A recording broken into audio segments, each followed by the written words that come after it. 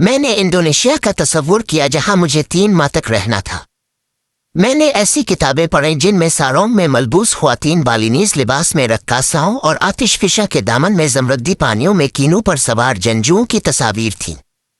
Bogie سمندری ڈاکوؤں کے بارے میں ایک سلسلہ تھا جو اپنی سیاہ پال والی کشتیوں کے ساتھ جزائر کے سمندروں میں گھومتے تھے، اور جنہوں نے ابتدائی یورپی ملاحوں کو اتنا ڈرایا کہ وہ واپس اپنے گھروں کو چلے گئے تاکہ اپنے بچوں کو خبردار کریں۔ ان تصویروں نے مجھے بہت متاثر کیا۔ ملک کی تاریخ اور افسانوں میں دیوتاؤں، ڈریگنوں اور سلطانوں کی کہانیاں تھیں جو ایشیا پارسی صحراؤں اور بحیرہ روم تک سفر کرتے تھے۔ جاوا، سماٹرا، بورنیو اور سول ویسی کے جزائر کے نام ایسے تھے کہ وہ ذہن کو جھنجھوڑ دیتے تھے۔ یہ ایک افسانوی زمین تھی جس میں شہوانی خوبصورتی اور ایک ایسی شہزادی تھی جس پر کبھی اسپین، ہالینڈ اور پرتگال نے قبضہ نہیں کیا۔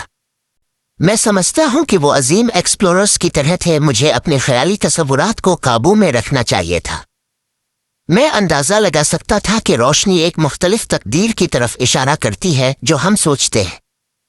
انڈونیشیا نے خزانے پیش کیے، لیکن وہ علاج نہیں تھے جن کی میں توقع کر رہا تھا۔ 1971 میں جکارتا کے پہلے چند دن چونکا دینے والے تھے۔ خوبصورتی موجود تھی، مرد و خواتین باتیک لباس پہنے ہوئے تھے، باغات پھولوں سے بھرے ہوئے تھے، سائیکل رکشوں کی بلند نشستوں پر رنگین مناظر بنے ہوئے تھے جہاں مسافر پیدل چلانے والے ڈرائیوروں کے سامنے آرام سے بیٹھتے تھے۔ ڈچ نوآبادیاتی دور میں بنے ہوئے عالیشان محلات اور مساجد تھیں، لیکن شہر کا ایک اداس پہلو بھی تھا۔ کوڑی اپنے خون آلود اعضاء آگے بڑھاتے تھے، کم عمر لڑکیاں پیسوں کے عوض اپنے جسم بیچتی تھیں۔ ڈچ نہریں گندے نالوں میں بدل گئی تھیں، خاندان کالے دریاؤں کے کناروں پر گتے کے جھونپڑیوں میں رہتے تھے، ہان اور دھوئیں کی بو خوبصورت اور بدصورت، نفیس اور خوش روحانی اور دنیاوی۔ جکارتا میں لونگ اور آرکڈ کے پھولوں کی خوشبو اتنی شدید تھی کہ وہ کھلے گٹر کی بدبو سے غلبہ پانے کی جنگ لڑتی تھی۔ میں نے غربت میں رہنے والے لوگوں کو دیکھا تھا۔ میرے نیو ہیمپشائر کے کچھ ہم جماعت تار پیپر کے جھونپڑیوں میں رہتے تھے اور پتلے جیکٹس اور پھٹے ہوئے ٹینس جوتوں میں اسکول آتے تھے۔ ان کے نہ دھوئے جسموں سے پرانے پسینے اور گوبر کی بو آتی تھی۔ میں خود جھونپڑیوں میں رہا تھا۔ علاقے کے کسانوں کی خوراک تقریباً مکمل طور پر خشک مکئی اور آلوؤں پر مشتمل تھی، اور بعض اوقات ایسا لگتا تھا کہ نومولود کے مرنے کا امکان زندہ رہنے جتنا ہی تھا۔ لیکن میں نے جکارتا جانے سے پہلے غربت نہیں دیکھی تھی۔ ہوٹل انٹرکنٹیننٹل انڈونیشیا ملک کا سب سے شاندار ہوٹل تھا۔ یہ پین امریکن ایئر ویز کی ملکیت تھا اور انٹرکنٹیننٹل چین کا حصہ تھا۔ ہمارے پہلے دن کی شام کو ہمارے پروجیکٹ مینیجر نے سب سے اوپر والے خوبصورت ریستوران میں ہمارے لیے ایک عشائیے کا اہتمام کیا۔ چارلی جن کا بہت بڑا شوقین تھا اور وہ اپنا زیادہ تر وقت لڑائیوں اور فوجی رہنماؤں کے بارے میں کتابیں پڑھنے میں صرف کرتا تھا۔ وہ ویتنام جنگ کا حامی ایک عام چیئر سولجر تھا۔ اس نے خاکی پتلون اور فوجی طرز کے ایپولیٹس والی خاکی شرٹ پہنی ہوئی تھی۔ ہمارے خیر مقدم کے بعد اس نے ایک سگار جلایا۔ اس نے شیمپین کا گلاس اٹھایا اور کہا، اچھی زندگی کے لیے۔ ہم سب نے اس کے ساتھ شامل ہو کر کہا، اچھی زندگی کے لیے۔ ہمارے گلاس آپس میں ٹکرائے۔ چارلی نے کمرے کی طرف دیکھا، اس نے سر ہلایا اور کہا کہ یہاں ہماری بہت خاطر کی جائے گی، انڈونیشی ہمارا اچھا خیال رکھیں گے، امریکی سفارت خانے کے لوگ بھی ایسا ہی کریں گے۔ ہمارے پاس ایک مشن ہے جسے پورا کرنا ہے۔ اس نے کارڈز کی طرف دیکھا۔ ہم یہاں جاوا، جو دنیا کی سب سے زیادہ آبادی والی زمین ہے، کے لیے بجلی کے ماسٹر پلان کو تیار کرنے کے لیے ہیں۔ یہ صرف آغاز ہے۔ وہ مجھے جنرل پیٹن کا کردار ادا کرنے والے جارج سی سکاٹ کی یاد دلاتا تھا، جو چارلی کا ایک ہیرو تھا۔ ہم یہاں اس ملک کو کمیونزم سے بچانے کے لیے ہیں۔ انڈونیشیا کی ایک طویل اور المناک تاریخ ہے۔ یہ ایک بار پھر آزمائش سے گزر رہا ہے۔ جب یہ 20ویں صدی میں اپنے آپ کو لانچ کرنے کے لیے تیار ہے، ہماری ذمہ داری ہے کہ ہم اس بات کو یقینی بنائیں کہ انڈونیشیا اپنے شمالی ہمسایوں کے نقش قدم پر نہ چلے۔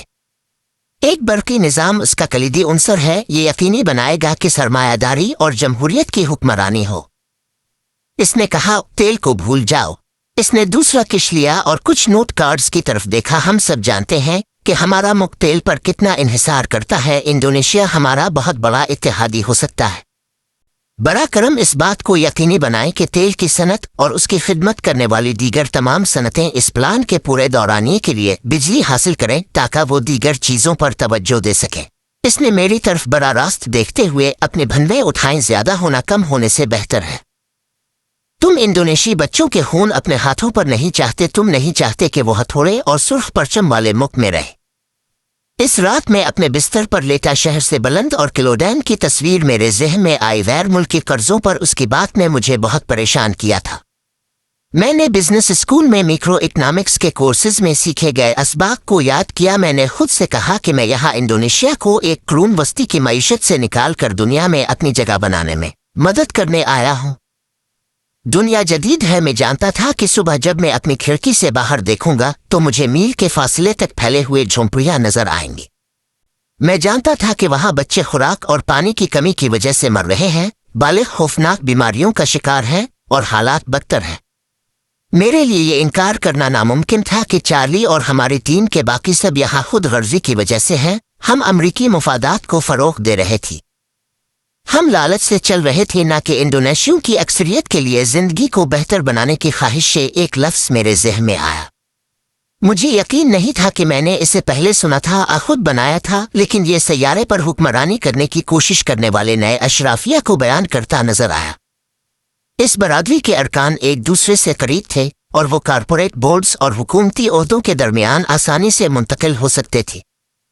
رابرٹ میک نامارا اس وقت ورلڈ بینک کے صدر تھے۔ وہ فورڈ موٹر کمپنی کے صدر سے کینیڈی اور جانسن کے دور میں وزیر دفاع بنے اور پھر دنیا کی سب سے طاقتور مالیاتی ادارے کے سربراہ عہدے پر پہنچے۔ مجھے احساس ہوا کہ میرے کالج کے پروفیسرز نے میکرو اکنامکس کی اصل نوعیت کو نہیں سمجھا تھا، کہ معیشت کی ترقی کو فروغ دینا صرف ان چند لوگوں کو مزید امیر بناتا ہے جو اہرام کے اوپر بیٹھے ہیں، جبکہ باقیوں کے لیے کچھ نہیں کرتا۔ سرمایہ داری کو فروغ دینا ایک ایسی نظام کی طرف لے جا سکتا ہے جو جاگیردارانہ معاشروں سے مشابہت رکھتا ہے۔ بڑی کارپوریشنز اور ان کے سربراہان کالجوں کو فنڈ دیتے ہیں، اس لیے میرے پروفیسرز اسے تسلیم نہیں کرتے تھے۔ اگر وہ جھوٹ بولتے تو ان کی نوکریاں خطرے میں پڑ جاتی اور میری بھی۔ میں نے انٹرکنٹیننٹل میں بہت وقت گزارا اور یہ خیالات مجھے پریشان کرتے رہے۔ میرا بنیادی دفاع ذاتی تھا کہ میں نے نیو ہیمپشائر سے نکل کر ڈرافٹ میں اپنی جگہ بنائی تھی۔ میں نے اتفاقات اور محنت کے امتزاج سے اچھی زندگی میں جگہ کمائی تھی۔ میں اپنی ثقافت میں صحیح کام کر رہا تھا اور اس سے مجھے سکون ملتا تھا۔ میں ایک ماہر معاشیات بننے کی راہ پر تھا۔ میں وہی کر رہا تھا جس کی مجھے تربیت دی گئی تھی۔ دنیا کے اعلیٰ تھنک ٹینکس نے ایک ترقیاتی ماڈل کی منظوری دی تھی جسے میں نافذ کرنے میں مدد کر رہا تھا۔